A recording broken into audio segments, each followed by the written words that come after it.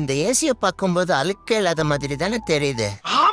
இப்போ பாருங்க, அடிக்க அடிக்க கழுப்பா அழுக்கு வருது. நீங்களே பாருங்க.